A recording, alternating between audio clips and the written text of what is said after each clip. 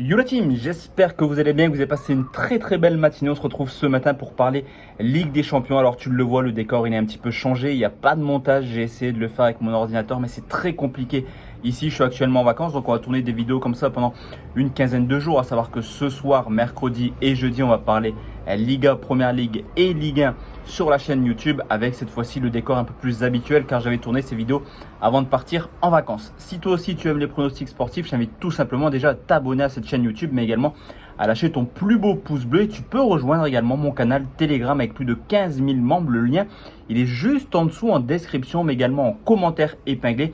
Dessus j'enverrai un pronostic ce soir. Sur ce coup sur YouTube on part comme d'habitude sur des scores exacts. On commence tout de suite avec Copenhague qui reçoit Prague, deux équipes qui sont habituées à jouer ces tours qualificatifs de Ligue des Champions. Une équipe de Copenhague qui a sorti brillamment Breidablik lors du tour précédent, mais ce sont également deux équipes extrêmement en forme actuellement lors du lancement de leur championnat avec 3 victoires en 3 matchs. On le sait, Copenhague est une équipe plutôt à l'aise à domicile, mais attention car Prague n'a pas perdu le moindre match en 2023 à l'extérieur. Sur ce coup, je vais partir sur un match nul plutôt sympathique à regarder, un but partout. On enchaîne avec Krakow qui reçoit Aris, champion de Pologne. Les Polonais sont extrêmement en forme et extrêmement performants à domicile. On le sait, l'ambiance sera totalement folle également du côté de la Pologne. Alors certes, Aris a sorti le Bate Borisov brillamment sur le score de 11 buts à 5 aller-retour. Mais ce qui est un peu plus inquiétant, c'est que le Bate Borisov n'est plus forcément l'équipe aussi forte que les années précédentes. Et surtout les 5 buts encaissés qui me font peur clairement pour les Chypriotes. L'adversité sera logiquement différente en ce mardi. Et je vais partir sur une courte victoire des Polonais sur le score de 1 but à 0. On enchaîne avec le PSV Eindhoven qui reçoit Graz, premier match officiel pour les Néerlandais qui ont fait une très belle campagne de préparation, 5 victoires de suite, dont une victoire contre le Feyenoord sur le score de 1-0, une équipe hollandaise qui est également habituée à jouer ces tours préliminaires de Ligue des Champions. On les avait vus l'an passé sortir l'AS Monaco. Alors certes, les Autrichiens sont plutôt en forme actuellement, là aussi, ils ont déjà lancé leur championnat avec 2 victoires en 2 matchs contre l'Austria Vienne, mais surtout contre l'ASK Linz. Cependant, au vu de l'expérience, au vu également du talent sur le terrain, je vois les Néerlandais s'imposer. Cependant, là aussi, le match devrait être plutôt prolifique. Victoire 2 buts 1 du PSV Eindhoven. AEK Athènes qui reçoit Zagreb, champion de Grèce. Un petit peu à la surprise générale devant l'Olympiakos. Les Grecs auront à cœur de faire une belle performance à domicile. On les a vus également très bien préparer leur saison avec des victoires en matchs amicaux contre Antwerp, Trabzonspor ou alors le Shakhtar Donetsk. Forcément, le tirage il est très compliqué car le Dynamo Zagreb est également un habitué à ces tours préliminaires de Ligue des Champions. Après avoir commencé par une défaite en championnat, les Croates vont mieux et viennent d'enchaîner des belles performances, dont une très belle qualification contre Astana avec victoire aller et retour. Sur ce coup, les deux clubs pourraient se neutraliser lors du match aller. Je vais partir sur un match nul 0-0. On enchaîne avec Klaksvik qui reçoit Molde. C'est vraiment la belle surprise, cette équipe des îles Féroé qui a fait des belles performances, qui a sorti des clubs assez impressionnants comme Ferencváros ou alors Aken lors du tour précédent. Une équipe de Klaksvik qui a toujours fait match nul à domicile et qui est partie chercher sa qualification à l'extérieur. Sur ce coup, l'adversité sera peut-être un peu plus élevée, mais j'ai envie d'y croire. J'ai envie de rêver avec cette équipe des îles Féroé, surtout que Molde n'est pas forcément l'équipe la plus à l'aise à l'extérieur. Et sur ce coup, pourquoi pas partir sur une nouvelle surprise avec un match nul 0-0.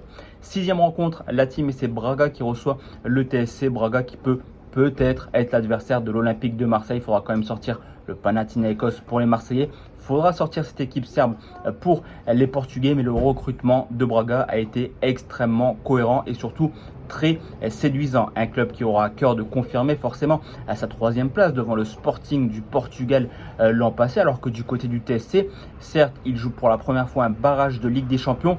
On les a vus terminer 2e du championnat de Serbe, qui est plutôt une très belle performance derrière l'Étoile Rouge de Belgrade. Mais attention, car avec plus de 20 points de retard, forcément le TSC n'est pas une top club du niveau européen.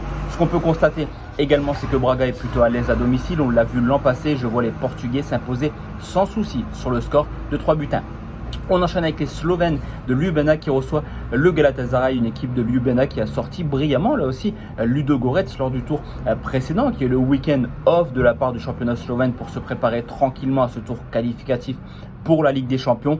De son côté, les Turcs sont plutôt en rodage, ils n'ont pas encore repris leur saison, ça va reprendre d'ici quelques jours. Et comme lors du tour précédent où Galatasaray est parti faire match nul du côté de Zalgiris, je vois quasiment le même genre de match avec les Turcs capables de renverser la situation lors du match retour. Et je vais partir sur un match nul sur le score de 1 but partout.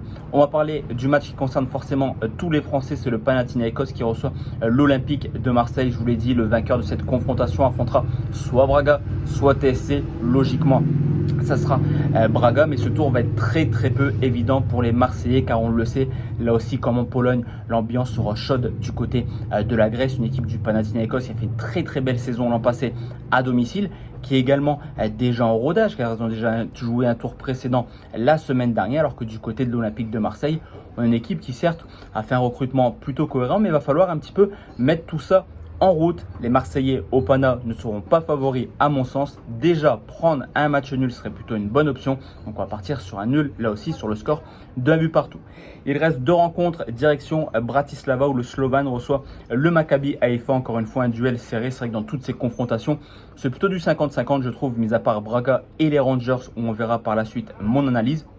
En tout cas, on a un duel plutôt équilibré où l'expérience jouera plutôt du côté des Israéliens. Mais attention car le Slovan est plutôt en forme à domicile. Cependant, Haïfa quasiment son 11 de l'an dernier. On les a vus en Ligue des Champions. Ils ont été très sérieux et surtout très impressionnants contre des clubs comme Benfica, la Juventus ou le Paris Saint-Germain.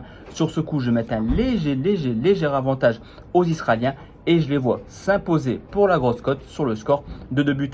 Et enfin la team, le dernier pronostic, je vous l'ai dit, c'est les Rangers qui jouent contre le Servette de Genève. Les Suisses qui ont eu toutes les difficultés lors du tour précédent à sortir Genk, qui ont été dominés de la première à la dernière minute, mais qui ont réussi l'exploit de se qualifier au tir au but malgré le fait d'avoir joué quasiment l'intégralité du match à 10 contre 11 avec cette expulsion de Crivelli.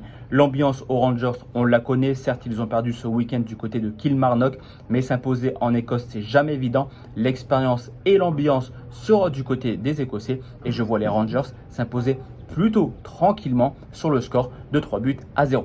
Donc voici la team, mes 10 scores exacts concernant les demi-finales aller de barrage de la Ligue des Champions. Si tu veux des pronostics encore plus et surtout un combiné conseil ce soir, je t'invite à me rejoindre sur mon canal Telegram qui est juste en dessous dans la description, mais également en commentaire épinglé.